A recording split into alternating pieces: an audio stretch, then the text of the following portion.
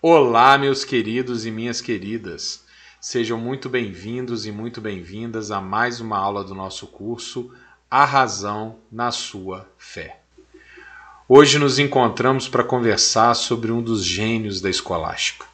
Ele que polarizou um dos debates mais célebres da Idade Média, que desenvolveu uma forma bem particular de fazer filosofia, não levando em conta certas fronteiras temáticas ou diárias, acabou pagando um preço pelas suas opções, uma vez que o seu estilo filosófico não sobreviveu ao peso do humanismo que viria a se tornar dominante mais tarde. É por isso que talvez hoje ele seja ainda lembrado em alguns círculos teológicos, mas caiu em praticamente completo desuso nos currículos filosóficos. Vocês vão entender ao longo da aula por quê. Seu nome é Boaventura, ou, como é mais conhecido, São Boaventura. Grande teólogo, grande filósofo, uma vez que ele não aceitaria nenhuma alcunha nem outra.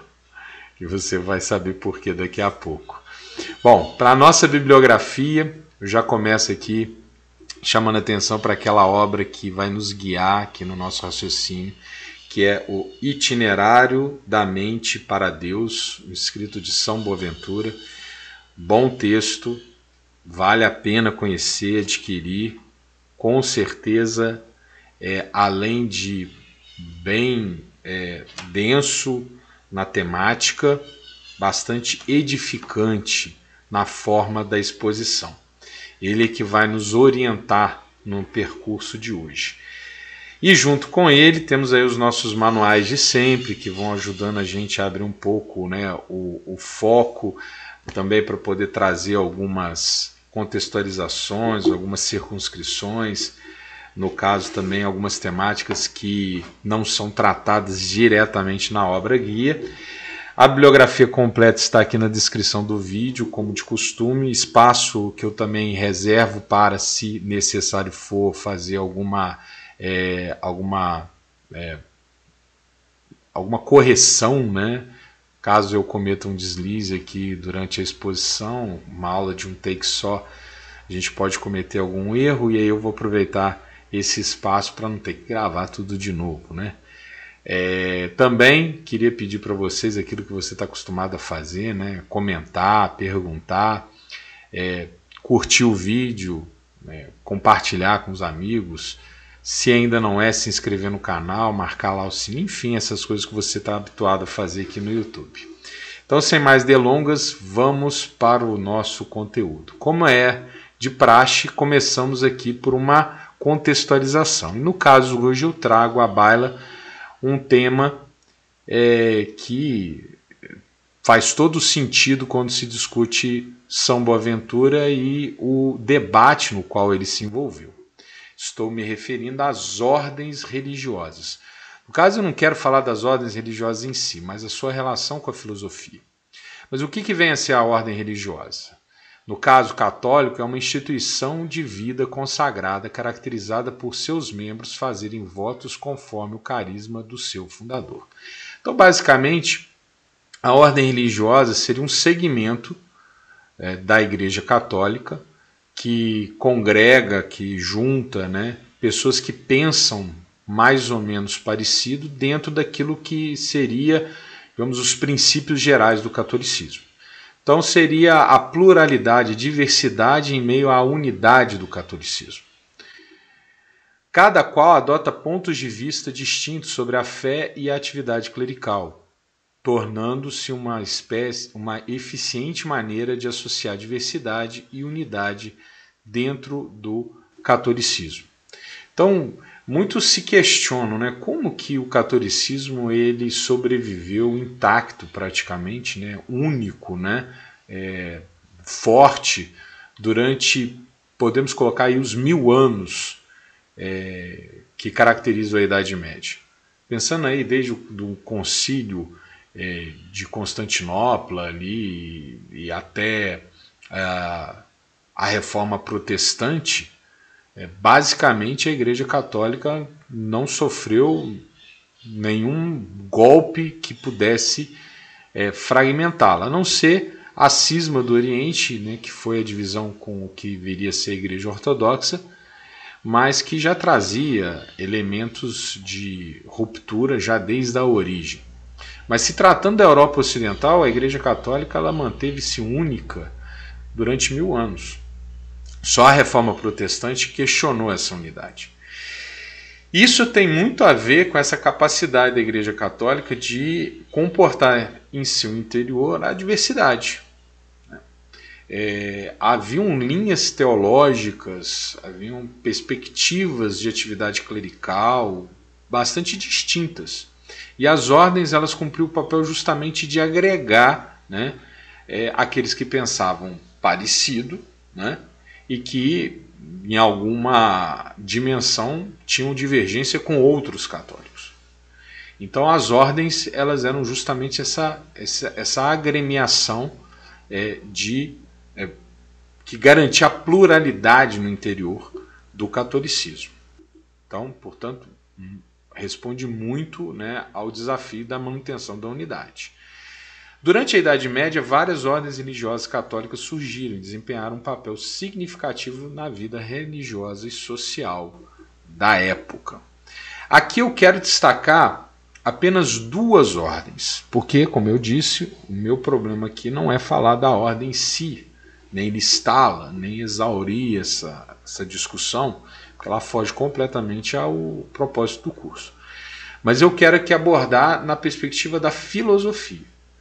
2 ordens religiosas em particular acabaram ocupando um papel chave na polarização entre 2 pontos de vista, veja, não teológicos, mas sobretudo filosóficos. Quais são elas? De um lado temos a ordem dominicana, fundada por São Domingos de Gusmão, no século XIII.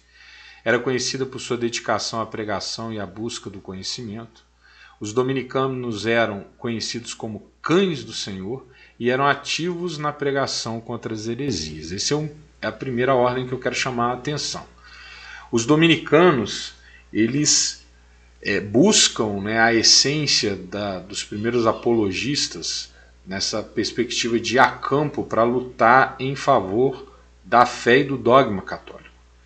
Então, eles compram as brigas, os temas polêmicos, né, para apresentar, né, razões suficientes para que o cristianismo seja tomado não apenas como um carisma, né, que envolve, né, a fé, mas que também alcança a dimensão da razão. Portanto, é crível ser cristão. Esse era um pouco o que os dominicanos perseguiam.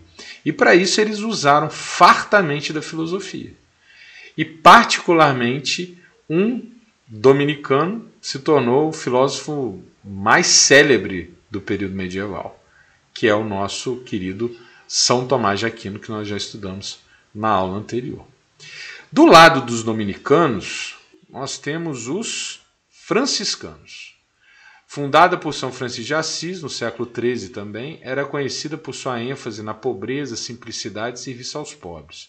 Os franciscanos viviam em comunidades e buscavam imitar a vida de Cristo.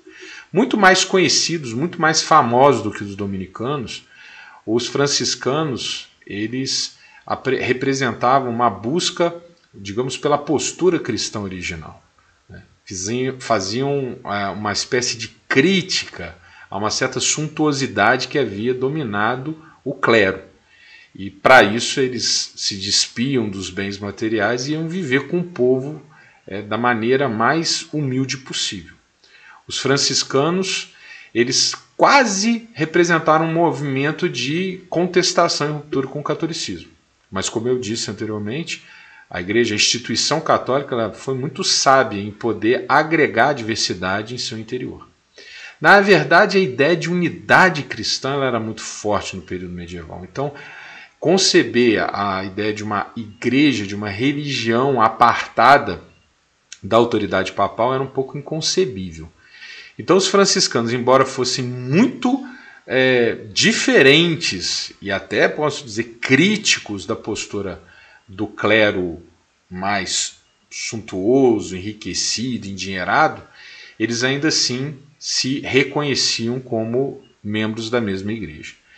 Então a ordem franciscana, ela realmente ajudou inclusive a dar uma certa revitalizada no catolicismo lá em idos do século XIII, e foi até um choque de cultura que permitiu aí a Igreja Católica também ali mais alguns séculos de, digamos, de hegemonia, né? Até que, como eu falei, veio a Reforma Protestante. Bom, mas eu não quero aqui, como eu já falei, né, ir a fundo no problema das ordens. Uma vez situadas essas duas, o que me interessa é fazer essa colocação. Se de um lado, como eu disse, os dominicanos têm como um dos seus principais representantes, ou posso dizer, o principal representante, São Tomás de Aquino, do outro lado nós temos entre os franciscanos um nome de ponta que é São Boaventura. Outros filósofos franciscanos também têm uma envergadura considerável, mas hoje nós vamos falar do São Boaventura. E junto com essa digamos, diversidade entre dominicanos e franciscanos, no debate filosófico há um alinhamento muito claro, o que se identifica nesses dois expoentes. Se de um lado os dominicanos aderem ao aristotelismo, do outro lado os franciscanos vão ser aguerridos defensores do platonismo.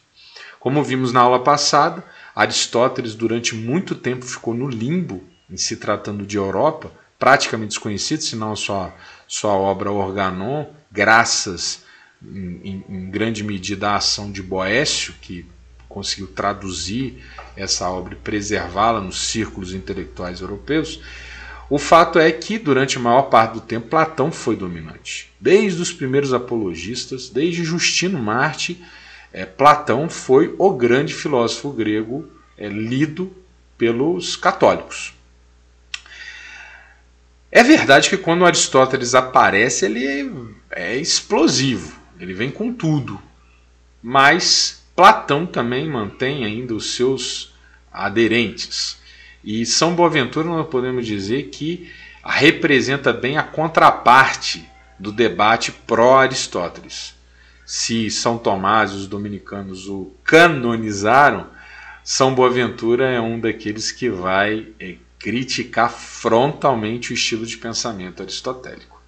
Por isso que a nossa aula aqui ela vai passar muito por isso, né? A crítica a Aristóteles é um elemento fundamental para a compreensão da perspectiva de São Boaventura e posso aqui estender aos franciscanos, especialmente aqueles do século XIII.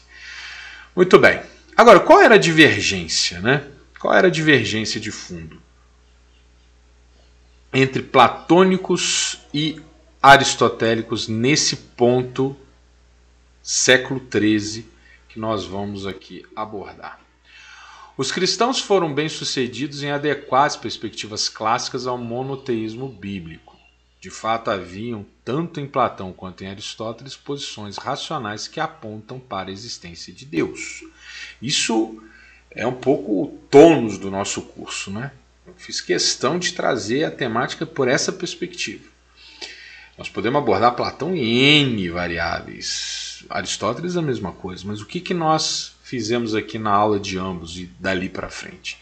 É esse esforço de demonstrar que por raciocínio, que por racionalidade, que por, posso dizer, lógica, tanto Platão quanto Aristóteles e outros eminentes pensadores não cristãos, ou posso chamar de pré-cristãos, que viviam em tempos anteriores a Cristo, e completamente apartados também ali da tradição bíblica que vem do povo de Israel, dos hebreus, esses autores eles alcançaram a ideia de Deus por caminhos diferentes, mobilizando conceitos, categorias diferentes.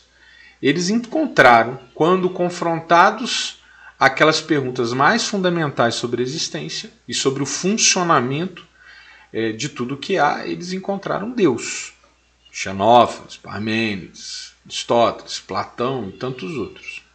Então, quando vem o cristianismo e os cristãos conhecem esses autores, eles não vão ter dificuldade com essa parte, né, de suas filosofias. É verdade que eles entendem a necessidade de fazer ajustes, precisões, complementações, e isso vai acontecer, né? Agostinho joga um papel proeminente, por exemplo, nos ajustes a Platão, não só ele, mas ele em particular. Assim como São Tomás de Aquino vai jogar um papel fundamental para ajustar Aristóteles na perspectiva cristã. Do ponto de vista deles, é como se esses filósofos tivessem feito um bom trabalho sem ter a revelação bíblica. Uma vez incorporada a revelação, a sua filosofia ela toma um outro patamar. Bom, então, platônicos e aristotélicos não têm dificuldade com a ideia de Deus. Ok? Não tem essa dificuldade.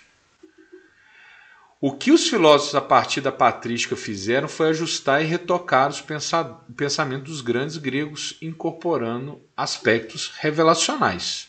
Então, não tinha nenhuma crise com relação à ideia da existência de Deus, né, e ao modo como essa existência afeta, né, a vida de nós, seres humanos. Então, onde é que estava a polêmica? Na verdade, a polêmica está, o fulcro do debate, né, que polarizou platonistas e aristotélicos, não diz respeito à veracidade da ideia de Deus, pois tal fora plenamente incorporado por ambos os modelos de pensamento.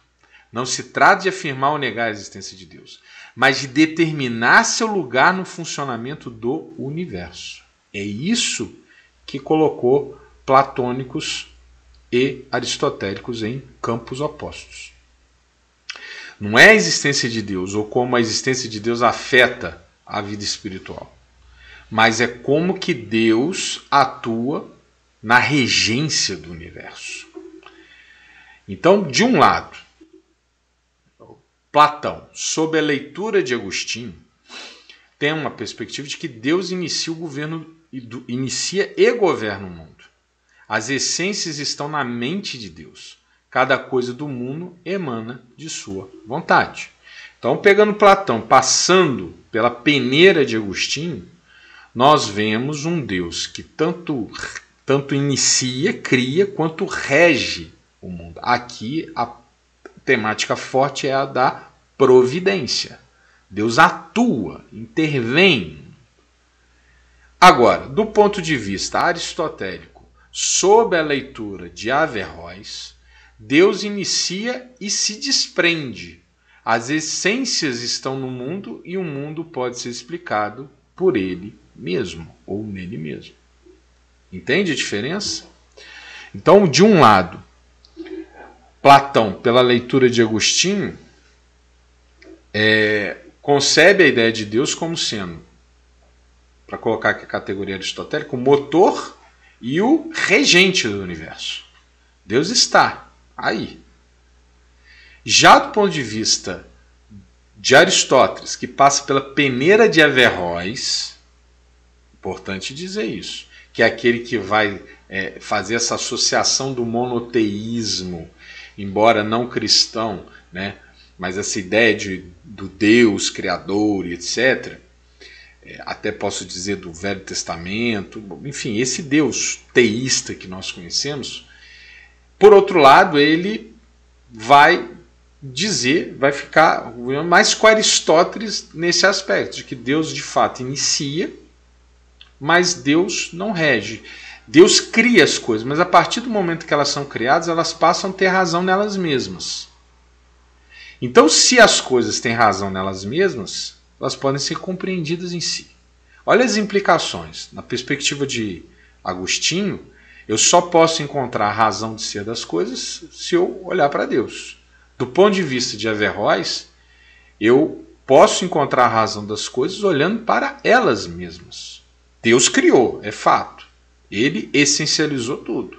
Mas a partir do momento em que o movimento se iniciou, o universo foi posto em funcionamento, nós podemos olhar para as coisas e compreendê-las nelas mesmas. Entende a diferença? Então não está o problema, estou sendo repetitivo, é verdade, não está na existência de Deus, está na forma como Deus age, interfere nos desdobramentos da criação. Ok? Quero fazer aqui uma observação, acentuar uma observação. Aqui estamos falando do ponto de vista de Averroes, olhando Aristóteles sob a ótica de Averroes.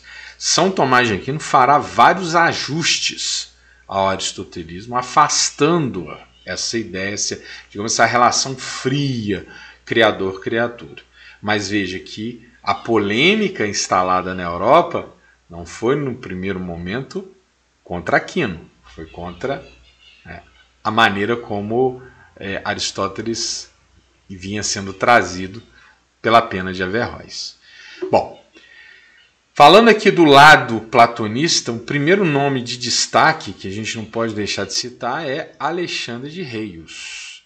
Ele que viveu entre 1175 e 1245, portanto perceba que ele é imediatamente anterior a São Tomás de Aquino. Foi um importante filósofo e teólogo inglês, fundamental para o desenvolvimento intelectual da escola franciscana. Foi o professor de São Boaventura que assume e aprofunda muitas de suas teses. Praticamente, Boaventura é uma sequência de Alexandre de Reios. E critica o aristotelismo em defesa do platonismo agostiniano. Bom, eu poderia aqui fazer a exposição das críticas de Alexandre de Reios sobre sobre diversos flancos.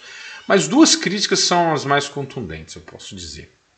Uma tem a ver com a alma e a outra tem a ver com a eternidade do universo. Eu vou abordar essa aqui a título de exemplificação. Aristóteles afirma a eternidade do universo.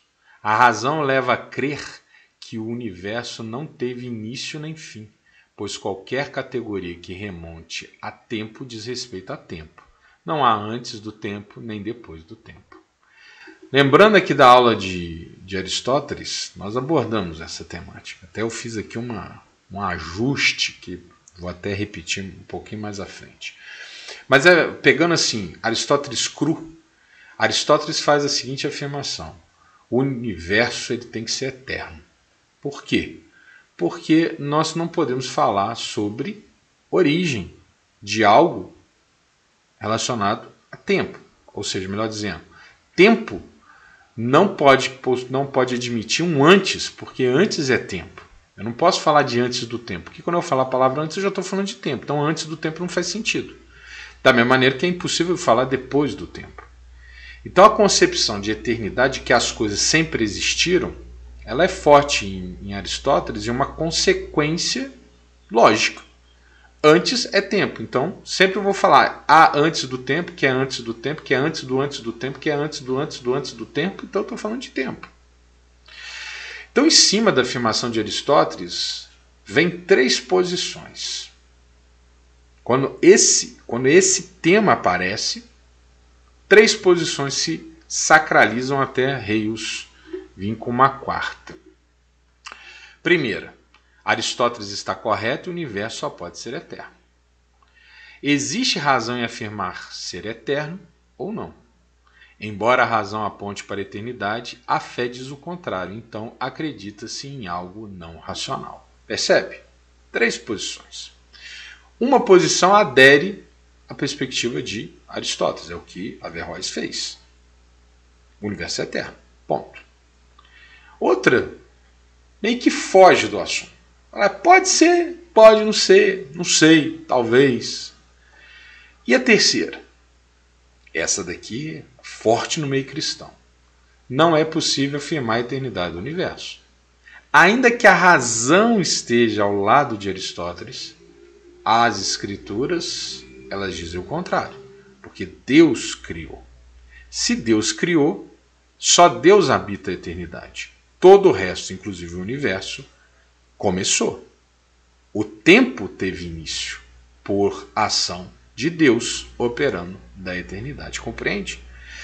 Mas veja, olha a introdução do raciocínio. Embora Aristóteles esteja racionalmente correto, eu faço opção por escolher algo que não é racional. Certo? O que Alexandre de Reis faz é apresentar uma quarta posição, na qual ele diz: o racional é afirmar que o universo não é eterno, ou seja, para Reis, Aristóteles não faz afirmação racional. Entende que a terceira posição dizia que, apesar de Aristóteles fazer afirmação racional, eu creio que não é. Reis diz não. A afirmação racional é aquela que contradita a afirmação de Aristóteles. Pois, se Deus existe, o mundo não pode ser eterno. Aqui uma reflexão que a gente não vai poder entrar no profundo do profundo do profundo, vamos ter que fazê-la superficial, mas eu acho que dá conta, que é o seguinte: toda vez que você se propõe a filosofar ou fazer qualquer afirmação, você tem que partir de um axioma. Você precisa partir de uma ideia-chave, aquela a partir da qual você vai refletir. Exemplo, Descartes. Penso, logo existo. Ele parte do cogito para daí filosofar. Tudo fica, de alguma maneira, subsumido a essa afirmação. Inclusive Deus. Por que Deus existe? Porque é racional eu pensar em Deus, certo? Não é porque Deus transcende a minha racionalidade. Na aula de Descartes, se a gente chegar até lá, vamos chegar, se Deus quiser, nós vamos abordar essa perspectiva dele. Então, o que Reis fala é o seguinte: bom, meu axioma é o seguinte: é possível conciliar a eternidade do universo e o ato criacional de Deus? Não. Fazer outra pergunta: é possível admitir a eternidade do universo e conceber a existência de Deus? Veja que não é ação, é existência. Ora, Deus só é Deus porque ele pôs tudo em funcionamento. Logo, eu concluo, não há como admitir essas duas afirmativas. Então, Reis diz: eu preciso escolher uma das duas. É racional eu fazer a afirmação da eternidade do universo excluindo a hipótese de Deus? Não faz o menor sentido. Por quê? Porque eu vou ter um universo que não tem sentido, que vai ficar sem a resposta crucial, né? Que o pôs aqui. A afirmação que talvez os estoicos fizessem, ou mais tarde um Spinoza da vida faria, o universo é Deus. Mas aqui nós estamos admitindo isso. Reis admite um Deus pessoal, um Deus com vontade. Então ele fala: o Deus que eu acredito não pode ser compatibilizado com o universo eterno. Então eu tenho que escolher entre um dos dois. Se eu afirmo que Deus existe, eu tenho que necessariamente afirmar que o universo não é eterno. Então a atitude racional é dizer que o universo não é eterno. Porque se eu excluir a hipótese de Deus, embora a minha afirmação da eternidade do universo faça sentido, ela parte de um pressuposto que é inverídico. Compreende? Então, recorrendo ao axioma, um princípio anterior à afirmação de Aristóteles, Reis conclui: o universo não pode ser eterno. A existência do mundo depende da vontade de Deus, que o criou a partir do nada. A eternidade do mundo é incompatível com a ideia de um Deus criador, pois implicaria que o mundo existia independente de Deus. Portanto, o mundo foi criado por Deus em um momento específico do tempo. Bom, certo? Então, Reis vai fazer várias afirmações contundentes contra Aristóteles. Essa é uma delas. Mas antes de avançar, eu quero só um parêntese provocativo. Uma tese que eu tenho defendido. Com certeza vou encontrar muitos que não concordarão. Mas vou aqui mais uma vez, acho que vai ser a segunda ou terceira vez que eu faço essa afirmação. Eu acredito que Aristóteles não estava tão convencido da ideia da eternidade do tempo, por uma razão. Aristóteles iguala tempo e movimento. Se você entender que essa afirmação está correta, você vai me acompanhar no raciocínio. Se você entende que Aristóteles concebe o tempo como uma coisa e o movimento como outra, tudo bem, dou de barato aqui que meu raciocínio não faz sentido nenhum. Mas eu leio Aristóteles fazendo essa afirmação: tempo é movimento. Ora, é fato que não é lógico afirmar o início do tempo.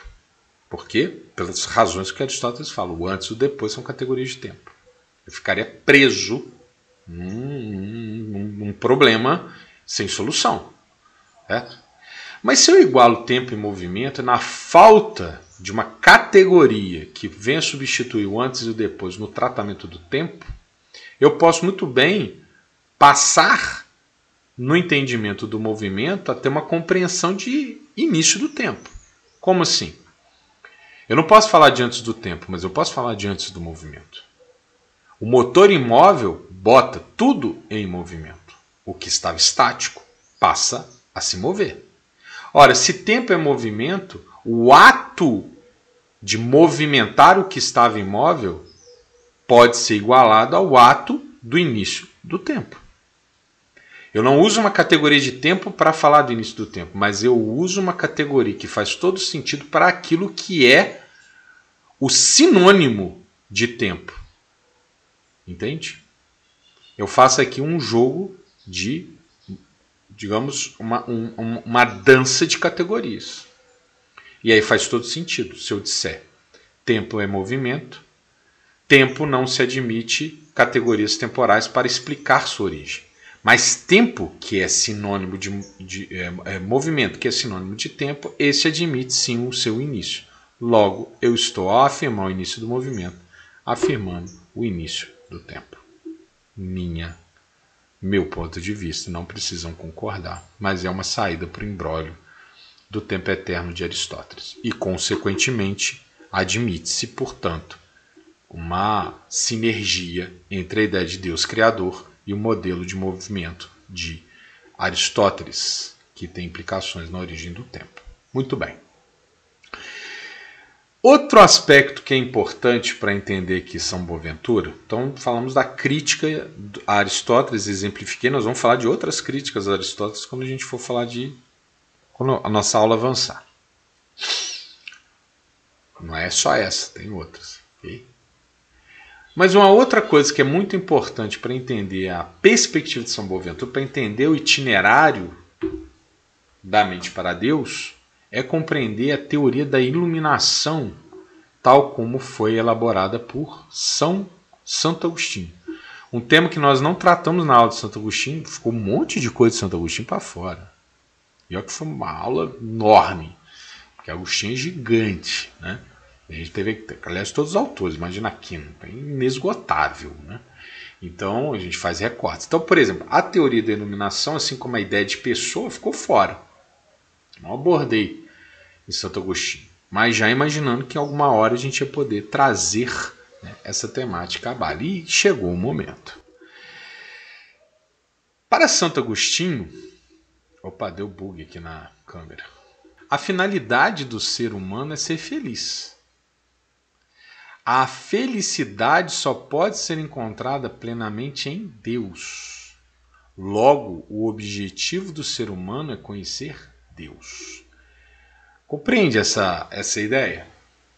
Olha só, isso aqui é muito forte entre os gregos, né? Vamos lembrar de Aristóteles de novo. Aristóteles fala, qual é a finalidade da flecha? Ser lançada e acertar o alvo. Tudo corre por um propósito, né? Tal da causa final, enfim. Qual é a finalidade do ser humano?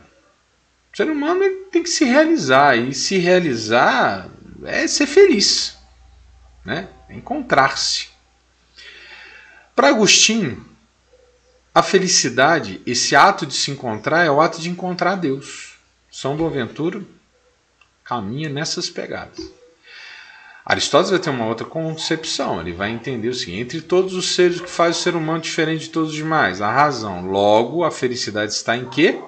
Em viver a vida contemplativa, a racional, onde se pensa nas coisas sem nem ter propósito nesse pensamento, apenas o conhecer pelo conhecer. Quanto mais nos aproximamos da Sofia, mais realizados somos, mais felizes nós nos tornamos. Nós nos encontrando com a nossa finalidade, nosso propósito.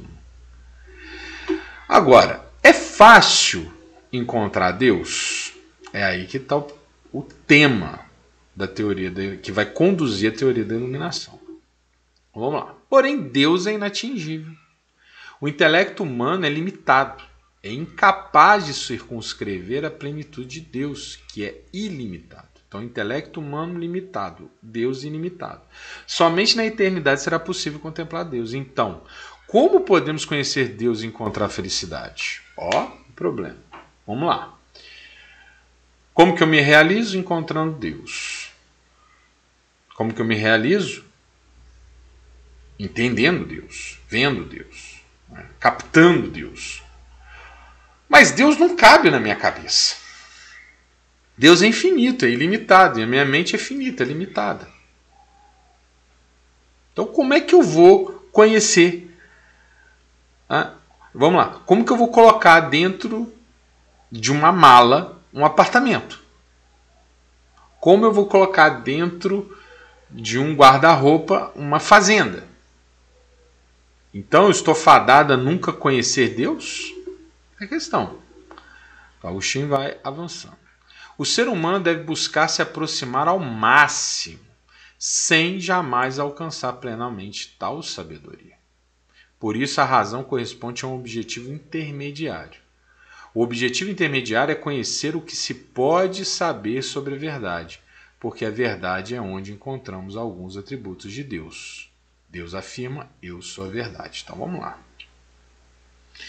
Então Agostinho vai dizer, eu posso alcançar Deus plenamente? Não. Saiba, ser humano finito? Não. Sua razão nunca vai explicar Deus. Ok? E a maioria dos erros que acontecem quando se fala de Deus é quando não se considera essa fundamental variável. Deus não cabe no meu intelecto. Deus é maior do que a minha razão. Mas vamos lá. Então eu entendo que a razão ela pode me levar perto de Deus. Posso conceber isso, Agostinho? Pode. A razão me leva perto de Deus. E como que eu chego perto de Deus? Identificando a verdade. Identificando a verdade. A verdade das coisas. Porque há uma semelhança muito grande entre Deus e a verdade. A razão pode me conduzir à verdade? Pode. Eu posso, através da razão, encontrar verdades. E se eu vou encontrando verdades, usando o meu intelecto, a minha razão, quer dizer, não levando em consideração lá a dualidade, Platão, doxa e episteme, né? Se eu sair do lugar do senso comum e fizer o meu esforço racional de compreender as coisas, eu vou encontrar verdade. E ao encontrar verdade, eu começo a encontrar Deus. Sem a pretensão de exaurir esse conhecimento, mas eu vou conhecendo Deus. Entende? E aqui temos uma aproximação entre as duas ideias, a partir de três, digamos, características, três atributos. Necessidade, Deus e a verdade são necessários, imutabilidade, Deus e a verdade não mudam, e a eternidade, Deus e a verdade nunca deixarão de existir. Então, como é que eu percebo que Deus e a verdade elas são compatíveis? Como é que eu prospero com a afirmação de que através da razão eu encontro a verdade e ao encontrar a verdade eu encontro aspectos de Deus? O Agostinho vai e diz, olha para as duas categorias, Deus e verdade, e você vai entender que eles compartilham, eu não vou nem dizer de categoria, princípios comuns. Necessidade. A verdade é necessária. Sem verdade, nada faz sentido. Preciso ter verdade. Deus é necessário. Se Deus não existir, nada mais existe. Imutabilidade. A verdade não pode ser mutante. Não pode ser uma verdade de hoje e amanhã é mentira. Senão não é verdade. A verdade ela é perene. Ela é imutável. Deus não muda. A verdade, assim como Deus, tem que ser eterno. Não dá para aquilo que era verdade ontem ser mentira amanhã. Não dá para aquilo que eu afirmei num contexto eu negar em outro contexto. Tem que ser eterno. Deus é eterno. E compreende? Então, ao ver princípios comuns regendo Deus, aliás, eu não posso dizer regendo Deus, né? Princípios comuns que comportam Deus e a verdade, eu consigo entender que a verdade me conduz a Deus. Porque se eu acho algo que seja verdadeiro, eu estou contemplando uma parte de Deus. Compreende? Mas aí tá, continua a questão. Como é que a gente chega lá? O homem não é capaz de contemplar a verdade, porém pode alcançar algumas verdades por meio da razão. Quando o faz, se aproxima do Criador. Dessa forma, buscar a verdade é buscar o próprio Deus. Esse é o objetivo da filosofia na perspectiva de Agostinho. Então, para que serve a filosofia? Veja que Agostinho já está na virada pós-clássica da filosofia, né? Ele já passou ali pelos estoicos, pelos epicuristas e tal, que já colocou a sofia como sendo, não sendo o fim, mas um meio, né? O fato de você conhecer, ela não é como era Aristóteles. Como o homem se realiza com a filosofia? Conhecer por conhecer.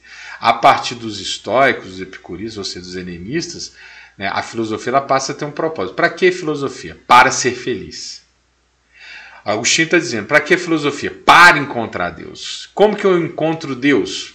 Encontrando a verdade. Eu filosofo para alcançar a verdade. E ao alcançar a verdade, eu alcanço Deus. Porque Deus e a verdade são o quê? Compatíveis. Compartilham de atributos ou princípios comuns. Percebe? Então, Agostinho vai continuar agora dando lições. Né? Sendo corpo e alma, nossa razão também é dividida em razão superior e razão inferior. Razão superior pertence ao espírito, encontra verdades eternas, conhecimento intelectual abstrato, independente dos sentidos. Aqui está o campo da filosofia. Razão inferior pertence ao corpo, encontra indícios de verdade, conhecimento que depende dos sentidos, técnica e ciência. Então, Agostinho, preparando o terreno, vai dizer, ó, você tem na alma... O que é alma, né? A gente falou na aula de Agostinho bastante sobre isso. E acho que é um ponto forte da filosofia dele. Mas a alma nós podemos aqui... Né, é sentimento, é razão, é o eu pessoal, enfim, pode esticar a prosa. Mas nós podemos dizer que existe um atributo dentro da alma, que é o quê? Que é a razão. Não posso dizer que a alma é só razão, ok? Mas a alma é razão. A razão está na alma. E dentro da alma, portanto, essa razão ela opera de uma maneira sublime. Porque ela não está subsumida, né, ao que é sensível. Porque a própria alma compartilha, né, da imortalidade. Então ela não precisa se limitar àquilo que é mortal. Ela é incorruptível, então ela não precisa se limitar ao que é corruptível. Ela é imutável, então ela não precisa, em termos de permanecer sendo alma, né? A alma pode ser boa, pode ser má, nisso ela pode mudar, mas a alma continua sendo alma. Né? Agora, a maçã não. A maçã de hoje será o adubo de amanhã. A maçã se desfaz. Então, nesse aspecto, é na alma, né, na dimensão racional da alma, que eu consigo me soltar das amarras que me prendem aqui agora. E isso me capacita a vislumbrar a abstração. Entende? E é na abstração que eu encontro as verdades. Estamos falando de Agostinho. Né? Agostinho vem ali da seara de Platão. As coisas não estão aqui, como diria Aristóteles. A essência não está na coisa, está no outro plano, nas ideias. Que do ponto de vista de Platão é um mundo das ideias. Do ponto de vista de Agostinho é a mente de Deus. Se nessa aula tá ficando as coisas complicadas, irmãozinho e irmãzinha, eu falo para vocês, tem que assistir as anteriores, ok? Porque aqui tudo vai se encaixando. Então aqui pressupostos de coisas que a gente já tratou, ok? Mundo das ideias e tal, porque que Agostinho tira do mundo das ideias leva para a mente de Deus, tudo mais. Muito bem. Agora, não é só essa a razão que existe. Existe uma razão também que lida com as coisas daqui agora, que é a razão do corpo. Para Santo Agostinho, essa é a razão da técnica, da ciência. Né? é o que olha para as coisas e vê a razão nas coisas, mas essa razão nas coisas são apenas as razões o quê? Superficiais. A essência precisa da abstração. Então você só vai alcançá-la na parte superior da sua razão, que é aquela que está na alma, onde você pode filosofar, onde você pode ir além do mundo sensível. Certo? Então, muito bem. Aí, vendo, né, passando esse percurso, nós podemos entender então o que a teoria da iluminação diz Santo Agostinho. O que ele vai dizer? Deus criou o ser humano contendo uma alma humana que traz impressa uma série de verdades autônomas em relação aos sentidos. Maêutica purinha aqui. Elas não são compreendidas imediatamente pela razão humana. Para que o intelecto se as delimite, é necessário da parte do homem empreender um esforço a agir segundo a vontade de compreendê-las. Opa, aqui está um ponto. Olha só. Para alcançar, lembra que nós falamos, Deus é ilimitado. Jamais caberá na nossa razão, ok? Ok, então baixa a bola. Mas é possível encontrar algo de Deus? Sim. Como que eu encontro algo de Deus? Buscando a verdade. Como que eu busco a verdade? Acionando a parte superior da minha razão, que é aquela que está no plano da alma e que pode se desafeiçoar das coisas que me limitam, que me prendem no mundo. É aí que eu opero na filosofia. Então, ao singrar por esse caminho, eu estou potencializando algo que Deus já me deu. Deus já me deu as ferramentas para encontrar a verdade. Então, quando eu me esforço, eu estou potencializando isso que Deus me deu. Então, eu cumpro um papel, né, de agir na direção da verdade e, portanto, na direção de Deus. Só que esse movimento jamais seria por ele mesmo conclusivo. Justamente pela afirmação original. Deus é maior do que minha razão. Então, eu preciso que, na direção contrária ao meu movimento humano de buscar a verdade, que Deus também venha na minha direção. Certo? Que Ele também se mova, né, para se aproximar de mim e me trazer aquilo que eu sozinho não sou capaz de alcançar.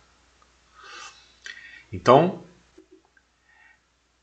e da parte de Deus que age a iluminação dessas verdades. Então elas são trazidas à tona por ação divina. Ou seja, o conhecimento da verdade é esforço humano e é graça. Então o homem se dirige na direção dela e Deus, né, as revela, as ilumina. Ou seja, ele se dirige em direção ao intelecto daquele que busca. E é nesse momento que o ser humano encontra a felicidade. Ele se realiza nesse movimento. Ele vai encontrando a verdade, ele vai encontrando Deus, ele vai vendo o seu propósito. Entende? Isso aqui, compreender isso é fundamental para entender o raciocínio de São Boaventura. São Boaventura está trilhando esse caminho. É sério? E ao entender isso, São Boaventura fica fácil também de ser compreendido. Ok? Muito bem. É graça, tá? O conhecimento é graça de Deus. E aí me vem na cabeça aquele versículo, né? Os impossíveis aos homens são possíveis a Deus. O que significa esse versículo? Primeiro ele está dizendo que o homem não consegue, Deus faz. Mas está embutido também nessa afirmação uma outra afirmação. Aquilo que é possível aos homens, portanto, não compete a Deus. Compete ao homem. O homem compete fazer o possível e a Deus o impossível. Então eu me dirijo, me esforço para encontrar a verdade. O que compete a mim eu faço. E aí Deus vem e ilumina a minha mente. O que compete a Ele, Ele faz. Sozinho não conseguiria. Mas o meu esforço é recompensado pelo movimento, pelo agir de Deus. Entende? E aí a verdade aparece. E com ela, a realização. Perfeito? Gastamos um tempo aqui nessas introduções, mas são necessárias, espero que edificantes, e vamos falar, portanto, do nosso autor. São Boaventura, notas biográficas. Viveu entre 1217 e 1274. Olha as datas. Ele é contemporâneo de São Tomás de Aquino, concorda? Ele morre no mesmo ano de São Tomás, embora São Tomás tenha nascido um pouco depois. Então, olha, São Boaventura franciscano defendendo Platão pela lente de Agostinho. Do outro lado, São Tomás de Aquino redimindo Aristóteles da leitura averroísta. Entende? Então os dois aqui, um contemporâneo do outro. Qual o nível do debate entre eles e tal? Infelizmente nós não vamos ter tempo aqui de entrar. Muitas declarações públicas deles são comuns na defesa da igreja, da fé, etc. Mas tinham divergências. Agora, são mais as gerações posteriores que percebem essas diferenças e as confrontam. Por quê? Porque os dois estavam produzindo ali simultaneamente. Entende? Então, enquanto Aristóteles estava ali, um estava atacando, o outro estava reaprumando, né? E a coisa estava acontecendo. Bom, rapidamente aqui, ele estudou artes em Paris e teologia, teve como professor e mestre o Alexandre Reios. De certa maneira, São Boaventura ele é uma sequência de Reios. Foi por sua influência que tornou-se franciscano por volta de 1248. Então a influência de Reios não foi só na filosofia, foi também na sua vida ministerial. Foi ministro-geral da Ordem entre 1257 e 1273, quando foi nomeado cardeal. Preste atenção nisso, olha só. Ele foi, porque os franciscanos não gostam dessas categorias chefe, líder, né? Porque pela própria filosofia deles, pelo modo de ser deles, todo mundo é horizontalizado, é irmão, é igual. Mas o que significa ser ministro-geral? Significa ser o manda-chuva da ordem. Ele não foi qualquer coisa. Ele foi o cara da ordem franciscana. Nesse período aí, de 1257 a 1273. Dirigiu o quarto concílio de Lyon, durante o qual, por excesso de trabalho, veio a falecer. Então ele morreu, dizem, por sua dedicação, né, ao trabalho intelectual e missionário, clerical, enfim. Bom, tá claro que a filiação filosófica de São Boaventura, pelo seu mestre Alexandre Reios, será Platão, Agostinho, Anselmo, que eu não tenho citado, mas Anselmo também ele joga um papel importante, tá? Volta lá na aula de Anselmo, também vale a pena. É por essa, né, trilha que ele vai percorrer, diferente do Averroes, São Tomás de Aquino. Outra trilha. Muito bem. Quais são suas obras? Aqui eu estou trazendo algumas, as mais proeminentes. Itinerário da Mente para Deus, nossos livros-chave. Breviloquium, que é uma espécie de tratado sobre teologia, mas que ao mesmo tempo é um manual de teologia e filosofia. Comentários sobre os 4 livros da sentença, conferência sobre Hexameron e Vida de São Francisco. Ele faz também uma obra biográfica realçando, né, o seu grande inspirador, né, que é o São Francisco de Assis. Muito bem. Primeiro aspecto de São Boaventura: o combate ao aristotelismo. Okay? Por isso que eu fiquei ali fixado em Alexandre Reios num aspecto só, porque Boaventura é pancada o tempo todo. Né? Mas aqui eu quero resumir, tá? Aristóteles, volta a dizer, sob a perspectiva de Averroes, tá? Ao ler isso aqui, você vai falar, não, mas São Tomás está falando outra coisa. São Tomás, que eu estou falando de Averroes, tá? Muito bem. Primeiro, subsumir Deus ao lugar de motor e causa final, ou seja, colocar coloca o cosmos para funcionar e não intervém no fluxo dos acontecimentos. Segundo, conceber que a essência das coisas estão nelas mesmas e que, sendo assim, o mundo se sustenta por si próprio. Bom, é isso. Essas são as duas grandes questões que afastam Aristóteles do cristianismo. Né? E Averroes não ajudou em nada, porque Averroes firmou posição junto com Aristóteles. Não vou aqui dizer que, né, enfim, ele faz reflexões e tal, mas a verdade é que entre a Bíblia e o Aristóteles, Averroes tinha lado. O lado dele era o Aristóteles. E até na aula aqui anterior, não vamos fazer cena, não. É por aí mesmo. Então, esses dois aspectos tornam incompatível o cristianismo com Aristóteles. Como que a gente pode falar de cristianismo sem providência de Deus, sem governo de Deus do mundo? Deus é rei, Jesus veio para o mundo para nos libertar dos pecados. Como que Jesus teria vindo para o mundo para nos libertar dos pecados se Deus não estivesse agindo? Pelo contrário, né? Cristo, a própria figura de Cristo, ele é a figura da providência de Deus. Né? Deus está salvando a humanidade através de Cristo. A igreja é resultado disso, né? As cerimônias que os católicos tanto, né, digamos assim, religionizaram, né? Tornaram ali, tá? Batismo, Eucaristia, tal, casamento, isso tudo é a presença de Deus, é a bênção de Deus, é Deus dizendo que sim, dizendo que não, faça, não faça. Então, como dizer que Deus é aquele ato de iniciar o funcionamento do universo? Compatível. Ou conceber que a essência das coisas estão nelas. Aí talvez um pouquinho mais difícil, mas também, né? Tá, Deus criou as coisas, essencializou as coisas e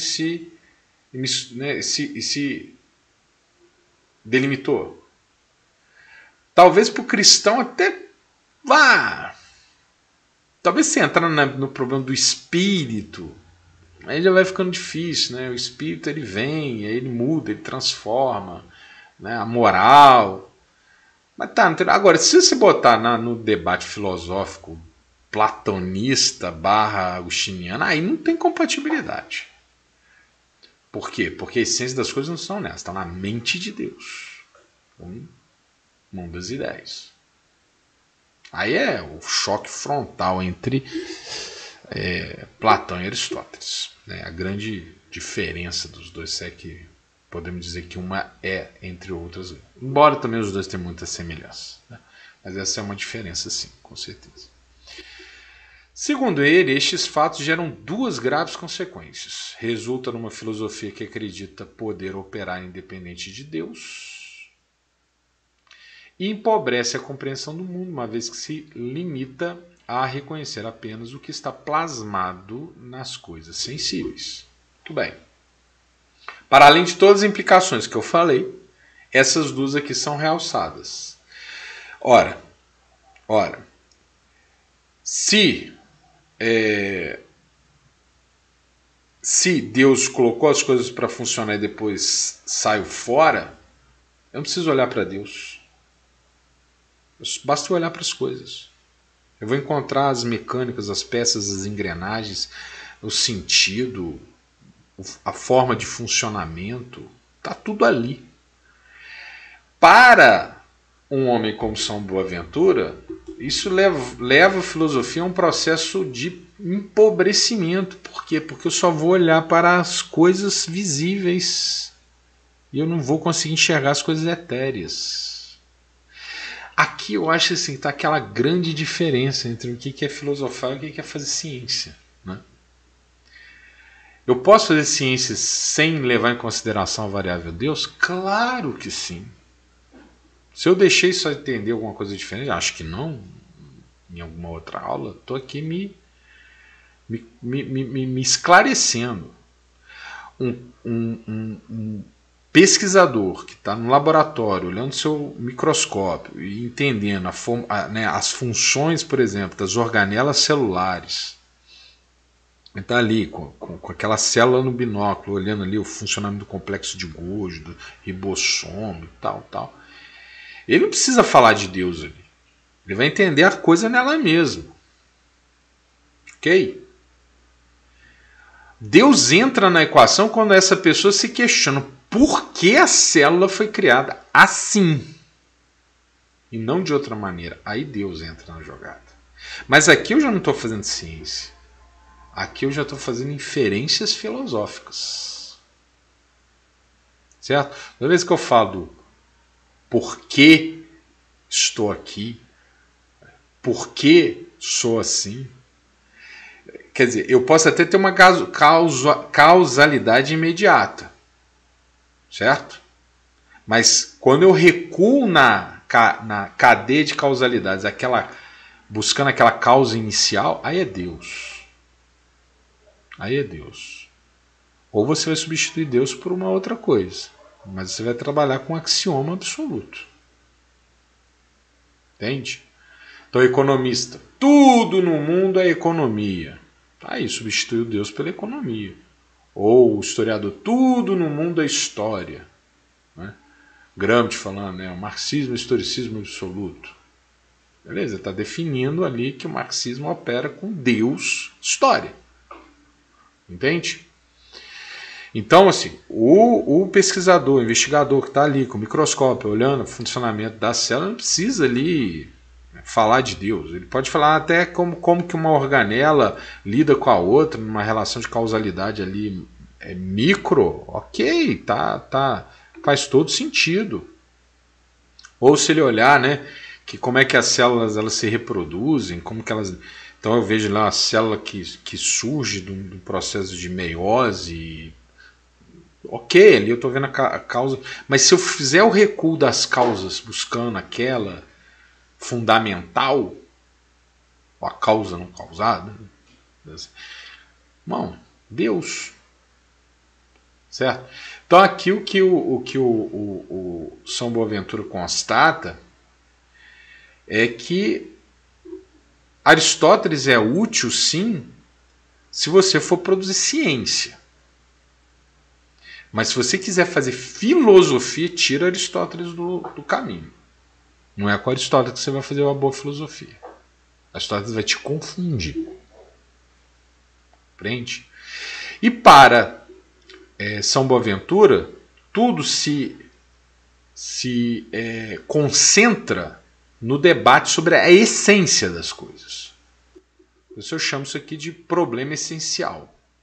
Se as formas estão nas coisas, basta compreendê-las. Esse tipo de filosofia acaba fechada em si mesma. Essa é a afirmação de São Boaventura.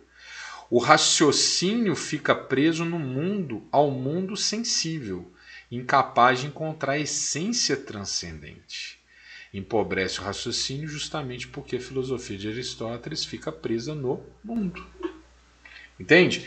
Então, para São Boaventura, toda vez que você for buscar essas razões originais, profundas, você vai ter que transcender o mundo. Toda vez que a gente fala de Deus, na verdade, nós estamos fazendo um esforço de transcender o mundo, porque o Deus não está na imanência, Deus está na transcendência. Isso a partir de uma perspectiva cristã, ok? Os estoicos diriam que Deus é isso aí, é o mundo, é o universo. Mas para cristãos é o esforço de transcendência, e alguns filósofos também. Para mim, Parmênides mostra claramente a transcendência, embora ele não use essa expressão. Mas vamos lá. Então o problema é essencial. E claro, fica evidente aqui, os campos em guerra. Em oposição, acompanha Platão na ideia de que as essências das coisas não residem nelas mesmas, mas estejam num mundo, num plano suprassensível. Portanto, para entender o mundo, devemos ir além do mundo. A essência de cada coisa aponta para sua respectiva forma, que é externa e está além dos exemplares sensíveis. Em seu conjunto, tais essências se encontram na mente de Deus, em Deus.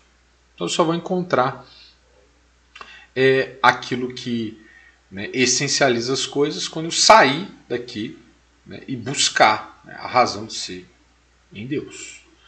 Bom, isso aqui imediatamente já dá todas as pistas de como é que São Boaventura se posiciona no famigerado debate dos universais. Né?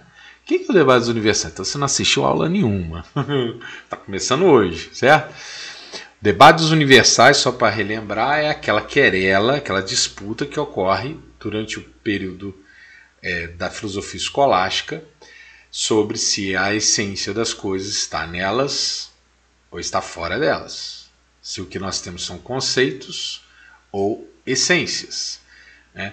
Se você pode dizer que são os exemplares que conceituam, ou se existe um conceito que antecede os exemplares. Né? Esse é o grande debate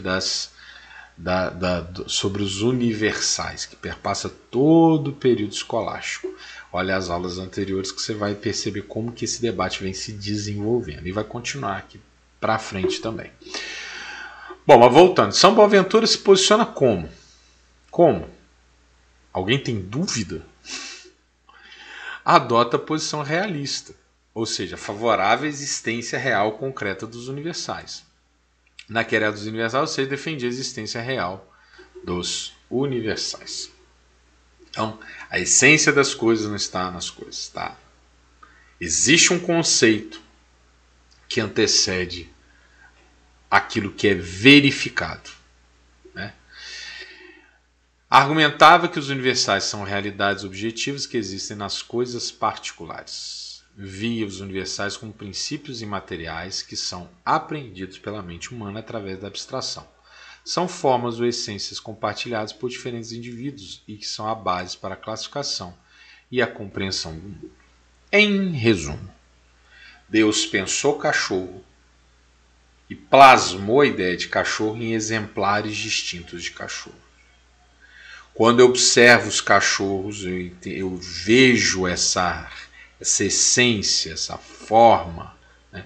Esse fulcro que dá, né, caninidade ao exemplar. E aí eu posso agrupá-los e dizer, estes são cachorros, porque eles têm um negócio neles. Entende? Diferente dos conceitualistas ou, né, dos nominalistas, cuja diferença é só o nível de radicalidade da seguinte afirmação. Eu vejo vários exemplares no mundo que carregam características comuns, então a minha mente constrói um conceito. Não está nele, está na minha mente. Então não tem realidade. É apenas um nome que eu inventei. Certo? Mas esse debate a gente já fez. O São Boaventura, não tenha dúvida, ele está entre os realistas. Realista radical. A ordem criada por Deus é tida como uma manifestação da sabedoria divina. Por isso argumentava que os universais são parte dessa ordem criada por Deus, que refletem a harmonia e a perfeição divinas. Ok? Muito bem. O São Boaventura, que talvez esteja mudando a ordem dos fatores, mas acho que vai ficar compreensível. Ele muitas vezes ele é acusado como sendo aquele cara que opõe fé e razão. Certo? Então, vamos lá. Os críticos o acusam de opor fé e razão. Porém, não se trata disso. A filosofia boa é aquela que se dirige a Deus. A razão pode descobrir algumas verdades, porém outras só podem ser percebidas e apreendidas através da divina iluminação. Basta ver a experiência dos antigos. Bom, basicamente o que o São Boaventura está afirmando nesses tópicos? Ele está dizendo o seguinte, ó.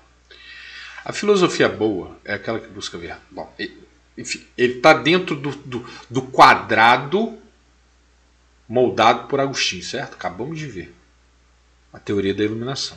É disso que se trata. Então ele está dizendo o quê? Olha só. A boa filosofia é aquela que não se limita. É aquela que vai além daquilo que eu consigo perceber.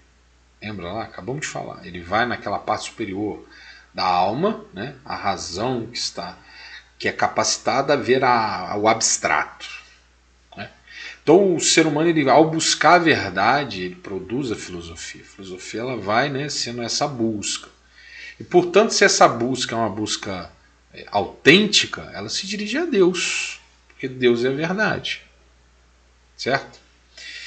E para que essas verdades sejam encontradas, não basta o esforço humano, dada a limitação da razão, tudo que a gente acabou de falar, é necessário também se mover de Deus. Certo? Então a filosofia ela é intrinsecamente dependente da iluminação divina. Se Deus não ilumina, a filosofia não se realiza. E isso faz com que ele tenha uma forma de fazer filosofia muito diferente. Mas ele não se reconhecer como diferente. Ele fala assim, ó, o que eu tô afirmando aqui é exemplo dos gregos. Os gregos, eles conseguiram fazer um bom trabalho racional, mas faltou coisas. Faltaram coisas. Né? Eles não chegaram às instâncias superiores das verdades. Aristóteles é um exemplo. Ele conseguiu fazer as categorias e tal, e pá, como analisar o objeto, nananana, né? Mas e aí? A essência ele não alcançou. Por quê? Porque requer a iluminação de Deus. Perfeito? Então, o São Boaventura, ele faz uma filosofia, e esse aqui é o fulcro da aula, né? Ele faz uma filosofia que ela se situa dentro desses limites da teoria da iluminação. É como se São Boaventura levasse as últimas consequências à fala de Agostinho, mais do que o próprio Agostinho. E ele afirma que é inviável imaginar uma filosofia apartada da ideia de Deus. Absolutamente todas as respostas, de uma maneira ou de outra, quando se trata de essência, ela está relacionada com Deus. O fazer filosofia é buscar Deus. Se você for, veja, laboratório, microscópio, olhar a célula, você pode usar Aristóteles, você está produzindo ciência, técnica, conhecimento imediato. Ok? Válido, legal, faz mesmo. Só que você não está produzindo filosofia. Toda vez que você for produzir filosofia, você está num itinerário em direção a Deus. Você entra num roteiro, num caminho cujo, certo? O apoteótico objetivo é Deus. Então há de se falar de campos, teologia e filosofia para São Boaventura? Não. São Boaventura jamais pode ser classificado como um filósofo sem ser classificado simultaneamente como teólogo. Ele nunca pode ser classificado como teólogo sem ser simultaneamente classificado como filósofo. Porque na mente de São Boaventura, as duas coisas elas não podem, sabe, se apartar. Eu não sei nem se ele faz essa afirmação, sabe? Talvez ele até diga que existe teologia ou filosofia, mas a prática dele, não. A prática dele é uma filosofia teológica, uma teologia filosófica. Não tem como você distinguir. Classifica o itinerário da mente para Deus. Qual prateleira eu vou colocar? Nos livros de teologia, de filosofia? Não tem como classificar. É teologia e filosofia. Entende? Ele é um autor que faz um movimento de Agostinho radical. Mais do que o próprio Agostinho. Sem iluminação divina, nós não somos capazes de conhecer nada. Nós vamos fazer toda a filosofia em função de encontrar a iluminação divina. Esse é o itinerário de São Boaventura. E é por isso que eu não gosto dessa expressão, mas não fica no meu gostar, a gente tem que apresentar. Mas aí, 9 em 10 manuais vai chamar ele de filósofo místico, ou vai dizer que a filosofia dele é uma filosofia mística. É considerado uma filosofia mística, pois ele não estabelece qualquer fronteira entre filosofia e teologia e define como sendo o propósito E ele define como sendo o propósito e o sentido do conhecimento, o encontro pessoal com Deus. Desculpa aí por esse acento equivocado. É isso. A filosofia, ela ruma para Deus. Ela não tem como. Ela é totalmente operada com essa ideia. Certo? Ah, mas existem outros que fazem isso? Sim. O próprio Agostinho o tempo todo está exaltando, glorificando, fazendo oração e tal. Mas você percebe uma hora que Agostinho ele fala, agora eu vou fazer filosofia. São Boaventura não. São Boaventura, a coisa ela está toda amarrada. Trouxe aqui uma sentença, um pedaço do texto dele para a gente ilustrar essa afirmação. Vamos lá. Eu convido, pois, o leitor primeiramente ao gemido da oração feita em nome de Jesus crucificado, cujo sangue nos purifica das manchas de nossos pecados. Hebreus 1:3. Que não venha a crer que baste a leitura sem unção, a meditação sem devoção, a indagação sem admiração, a atenção profunda sem a alegria do coração, a atividade sem a piedade, a ciência sem a caridade, a inteligência sem a humildade, o estudo sem a graça divina, o espelho sem a luz sobrenatural da divina sabedoria. São trechos que ilustram muito bem a filosofia dele. Não tem como separar as duas coisas. Tem? Não tem. Razão e fé, razão e fé, razão e fé, razão e fé. Então, voltando, há muitos que criticam ele por separar razão e fé. Ele pode sofrer qualquer crítica, mas não essa. Essa crítica é absurda.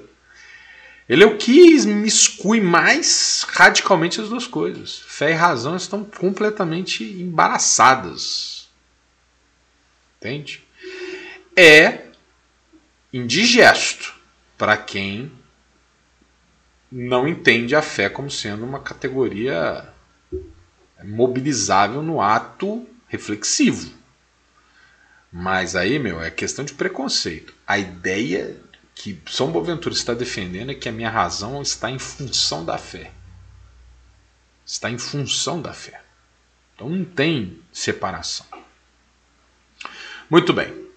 Ele também entende a ideia de uma hierarquia do conhecimento. A filosofia desempenha um papel no propósito de aperfeiçoar a relação com Deus. Esse é o objetivo da filosofia.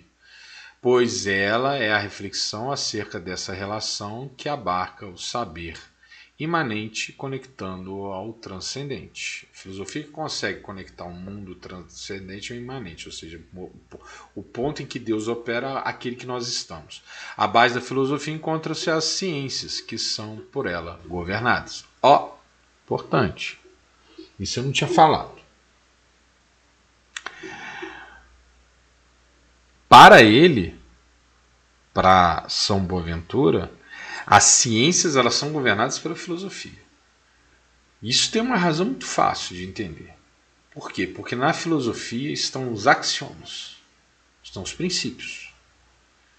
Esses princípios são aqueles pontos de partida não verificados. Já falei disso aqui, vou voltar a falar. Porque isso é um tema central para a compreensão do pensamento ocidental, os seus méritos e deméritos. O axioma, afirmação, ponto de partida, ela não é objeto de análise, ela é ponto de partida. Entende? E ela é absolvida como? Ela é absolvida filosoficamente. Certo? É aquela fronteira onde eu começo a caminhar no escuro. E eu digo mais, ela também é um ato de fé. Por quê? Porque eu tomo aquela afirmação como dada e certa, sem conseguir verificá-la. É fé e filosofia? É fé ou filosofia? De toda maneira, o axioma não é um ato científico. Para São Boaventura, do tipo de filosofia que ele constrói, onde fé e razão elas estão imiscuídas, completamente embaraçadas e embaralhadas, sem você saber onde começa uma e termina a outra, o axioma está na filosofia, porque filosofia para ele é teologia, a ideia de Deus e etc. Ali é o ponto de partida. Então ela governa as ciências, porque ela fornece o impulso gerador das preocupações que se desdobrarão nas investigações científicas.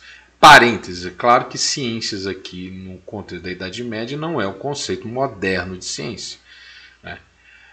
Diria que seria o mundo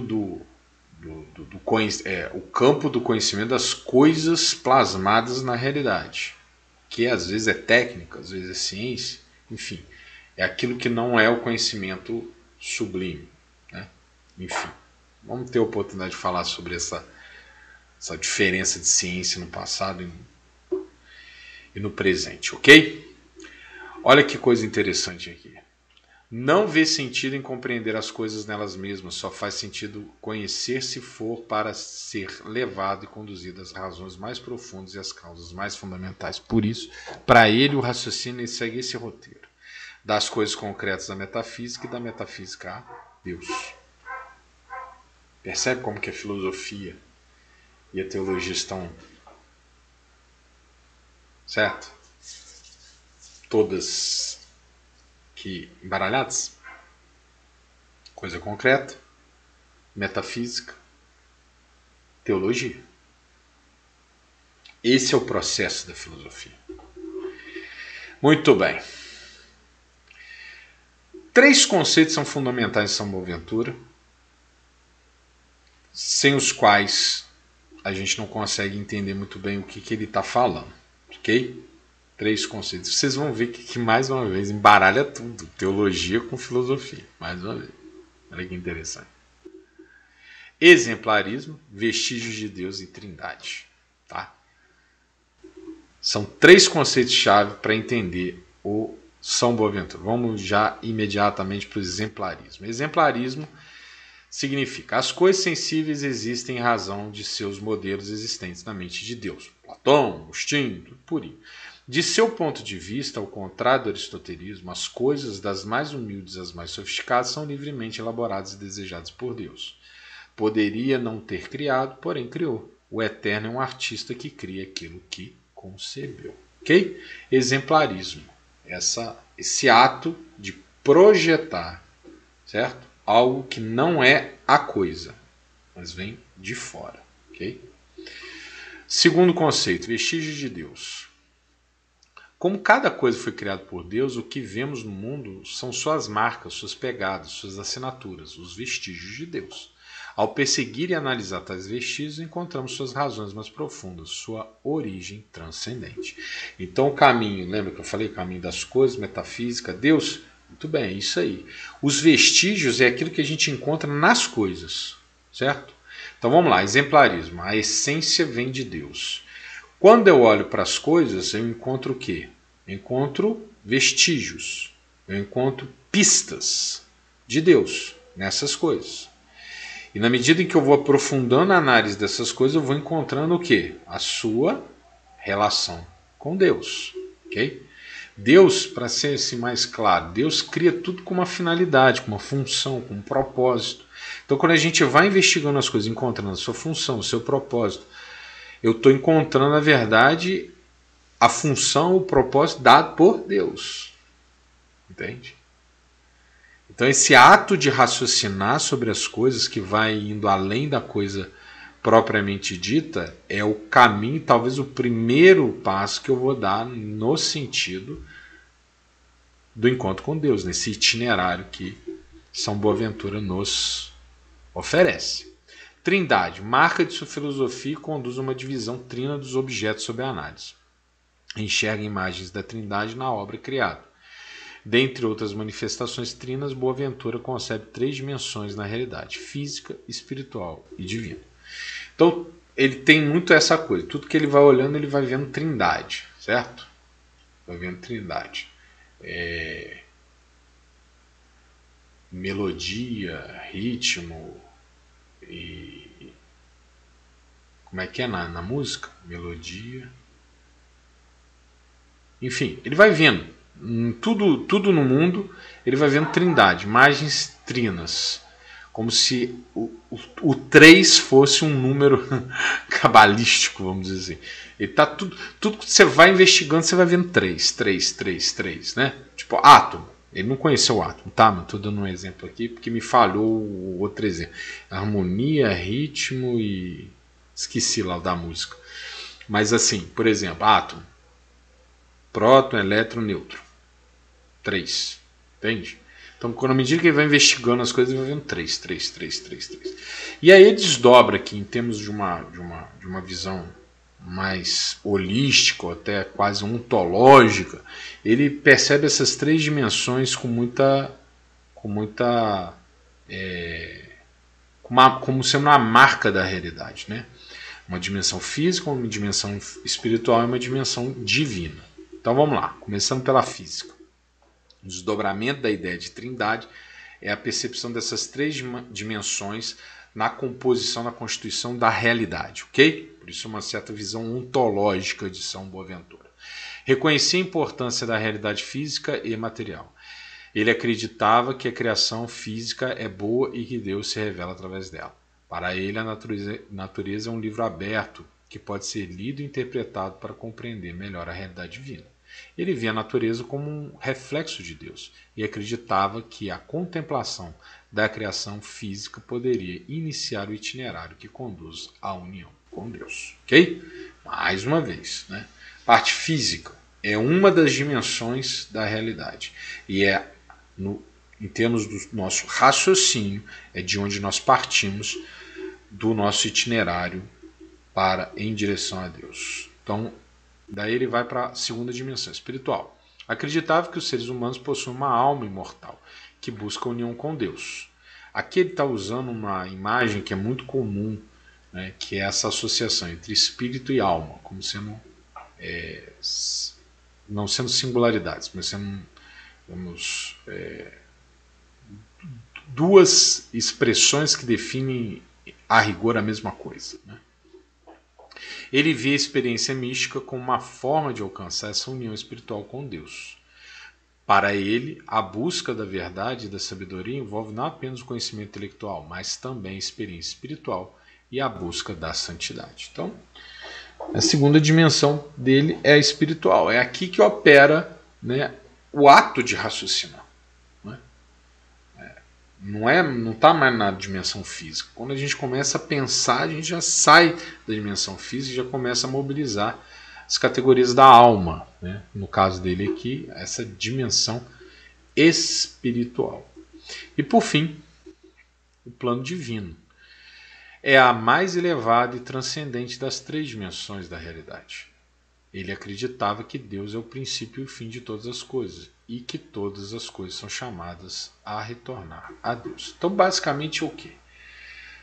Coisas físicas me fornecem os primeiros indícios. Ao observá-los com mais profundidade, eu sou elevado no plano espiritual, o campo da abstração, onde eu vou começar a enxergar as coisas. E ao enxergar essas coisas, tais como elas são, para além das suas materialidades, eu vou então me dirigindo para aquele que é o criador de todas essas coisas. Eu vou enxergando seus propósitos, suas finalidades. E é aí que eu contemplo Deus. Percebe que é uma aplicação da teoria da iluminação? Né? Começo pelos aspectos vestigiais, depois eu vou subindo para a abstração, até que eu encontro a razão de ser o último, que é Deus. Ok? Muito bem.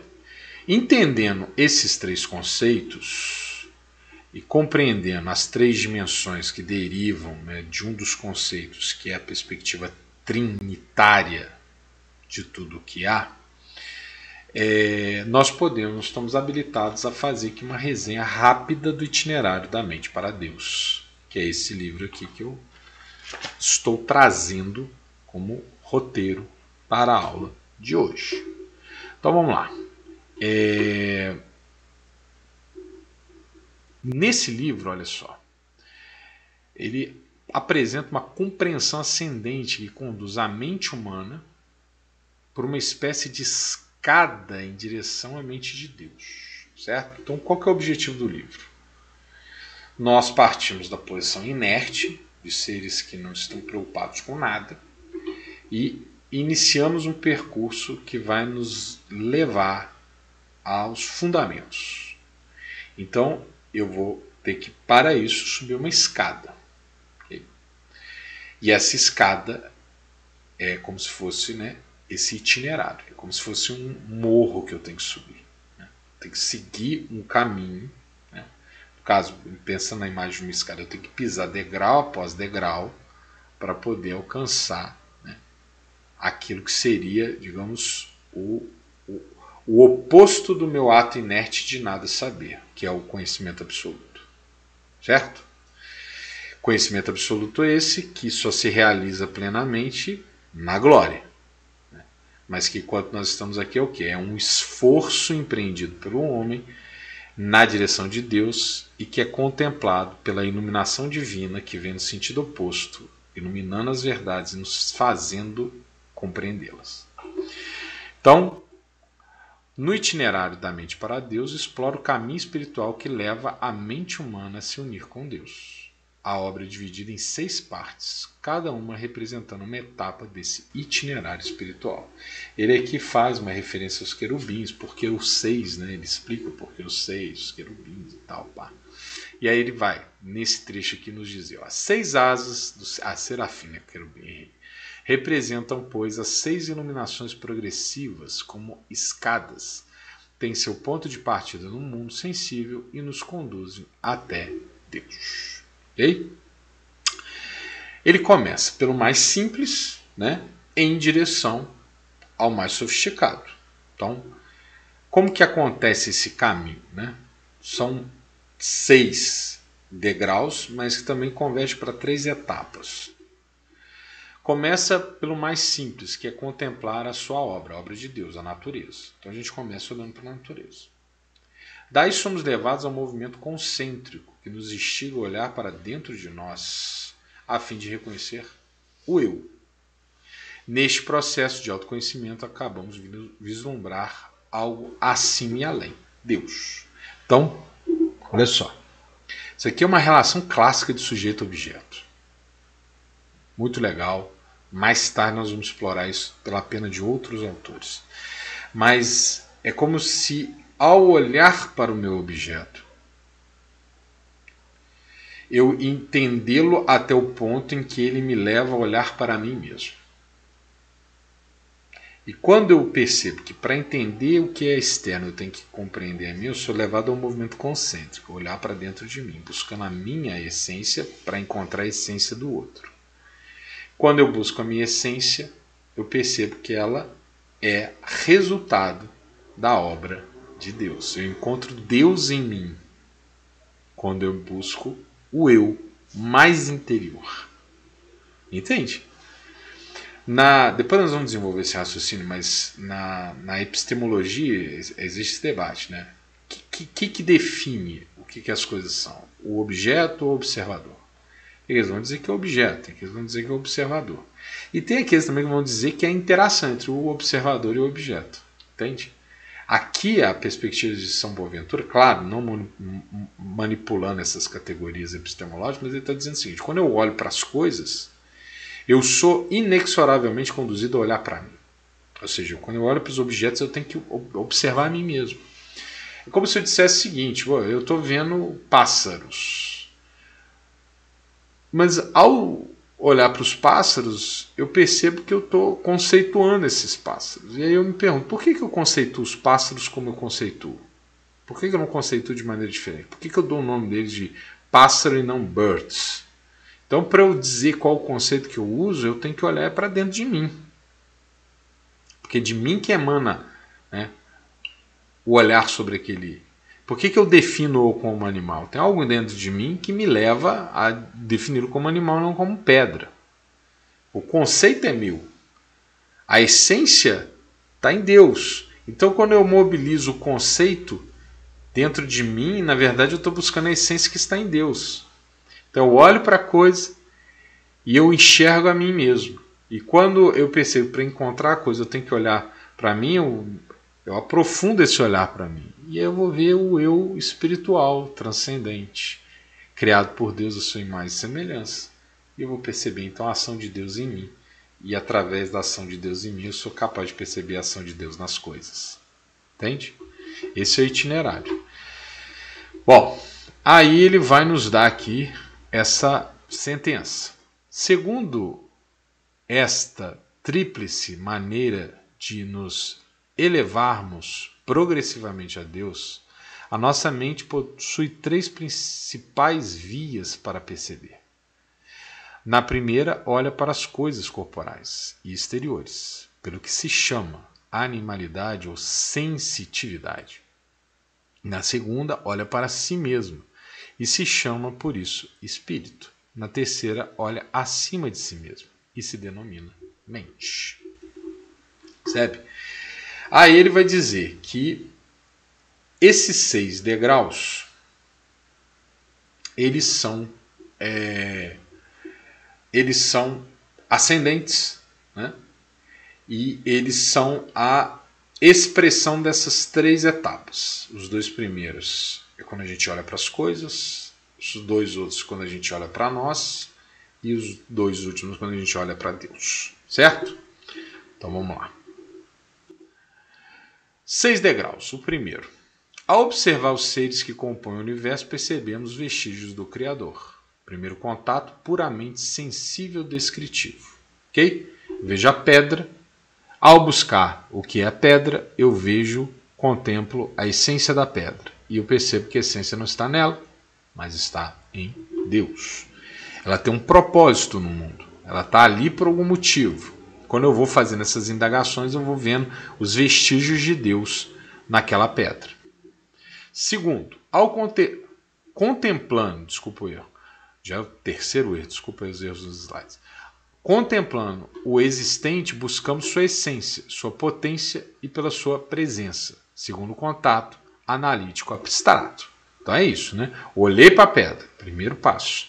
Quando eu olho para a pedra, né, eu começo a me indagar sobre coisas que têm a ver com a essência da pedra. Ao me indagar sobre isso, eu começo a sublimar. Né? Eu vou para o campo analítico.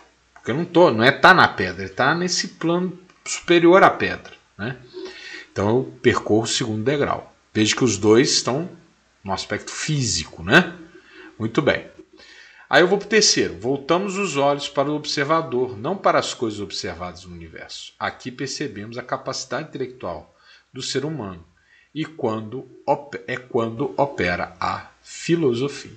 Certo? Então aqui, coisas físicas, aí eu chego no plano espiritual. Já não estou mais observando as coisas, já começo a observar a mim mesmo. E perceber que em mim é que parte, né, a capacidade de vislumbrar a coisa. E perceber nela os vestígios de Deus. Aí então eu sou levado ao 4º degrau, que ainda também está no plano espiritual. Vemos que há algo além da capacidade racional, que é a espiritualidade do homem. Aqui vemos o ser humano além da razão como espírito. É quando opera a fé. Então quando eu chego nesse plano em que eu já começo a não perguntar sobre a coisa, mas sobre mim mesmo, eu começo a ver que eu não sou só carne, osso, sangue. Eu sou mente racional, que pensa. Estou até aqui no 3º degrau. Eu já começo a ver que eu estou mais do que isso. Né? Eu tenho ali em mim coisas mais etéreas, quase incaptáveis. Então eu me percebo não apenas como um ser inteligente, capaz de olhar para as coisas e defini-las, conceituá-las. Eu vejo em mim um ser espiritual. E ao olhar para a minha espiritualidade, começa a sair do plano da razão. Olha que interessante. Os 2 outros, os 5º e o 6º degrau, dizem respeito a Deus. Podemos contemplar a Deus não só fora de nós e dentro de nós, mas também acima de nós. E eu percebo então que a minha espiritualidade ela só faz sentido se eu for além da minha espiritualidade e entender aquilo que compartilha dessa espiritualidade comigo. É como está lá nas escrituras, né? Deus, aquele que quer conhecer a Deus tem que ser espírito. Por quê? Porque Deus é espírito. Então, no 5º degrau, refere-se aos atributos essenciais de Deus, que do ponto de vista do Boaventura começa pelo ser. Essa é a dimensão do fundador do tudo que há. Então, eu percebo que Deus é o Criador. Ele criou a minha espiritualidade, da minha espiritualidade a minha razão, da minha razão a minha realidade, o eu, né? Da minha realidade a minha parte física, que é capaz de sentir o resto do mundo, né? E que por sua vez retorna para mim como conceito na minha mente, como uma abstração racional, como sentido espiritual. Percebe? Olha que filosofia, por isso é filosofia mística. Né? Então, aí ele vê, bom, mas então Deus criou isso tudo. Deus criou isso tudo. Então, contemplo o ato criativo. Esse criativo, aqui me permito a corruptela de Aquino, né, é um empréstimo de Deus para o mundo. Né? Deus empresta para o mundo partes de si, né, assim que Aquino dizia. Compatibiliza muito aqui com a conversa do São Boaventura. Por quê? Porque Deus é ser. O resto é por participação. Né? É Ele que é a fonte de tudo que há. Né? Tudo emana dele, brota dele. Então, a mente de Deus é a função guia da existência. Certo? Ele é ser. Mas eu posso parar aqui? Bom, que bom. Talvez um Aristóteles da vida, um Platão da vida, usando, né, a capacidade racional arguta, mas desprovida da parte da fé, talvez pudessem parar aqui. Platão não diria, porque Platão percorre a próxima definição. Mas Aristóteles, sim. Deus criou. Acabou. Mas, do ponto de vista de Boaventura, tem mais um degrau. E esse outro degrau é o propósito da criação. Não é que Deus criou, isso é o ser. Quinto degrau. E o sexto é por que Deus criou. Refere-se ao princípio fundamental de Deus. Deus é o bem. Essa é a dimensão do sentido da realidade, das motivações e propósitos de tudo que há. Por que tudo existe? Vamos lá. Eu olho para as coisas olham para mim. Elas me levam a olhar para dentro de mim e me ver. E aí, quando eu me vejo, eu alço a minha espiritualidade mais evanescente. Ao ver essa espiritualidade mais evanescente, eu encontro Deus que tudo criou, a mim e as coisas, ao observador e ao observado. Ele é o ser, criador. Mas mais do que isso, e aí eu alço o sexto degrau. Deus criou por quê? E aí eu encontro. Porque Ele é bom. Ele é bom. Lembra de Gênesis capítulo 1? Deus viu primeiro dia, segundo dia, terceiro dia, quarto dia. Quando ele acabava, Deus viu que aquilo era bom. Razão da criação. Boa. Finalidade da criação. Boa. Objetivo da criação. Boa. Entende? Esta é a dimensão do sentido da realidade, das motivações e propósitos de tudo que há. Deus criou porque Ele é o bem. E Deus criou as coisas para serem boas. O universo funciona porque Ele é bom. As criaturas se harmonizam porque são boas. As interações são edificantes, produtivas. Por quê? Porque são interações boas. O conhecido, o conhecedor que conhece a si mesmo, conhecendo a Deus, tudo isso é harmonizado, tudo isso é bom. Né? É o caminho da felicidade, da realização. Olha que lindo. É a filosofia mística de São Boaventura. Razão, fé, razão, fé, razão, fé, filosofia, teologia, filosofia, teologia, filosofia, teologia. Entende? Esse é o itinerário da mente para Deus, claro, óbvio, evidente, super resumido. Espero que tenha sido boa aula, para mim foi muito bom ministrá-la. Espero que você continue nos acompanhando, tem muito caminho pela frente, vamos ver se eu consigo manter o fôlego. E espero que esteja valendo a pena. Se ficou alguma coisa aqui, alguma lacuna, alguma coisa, pergunta aqui nos comentários, por favor, tá? Use os comentários aqui para interagir.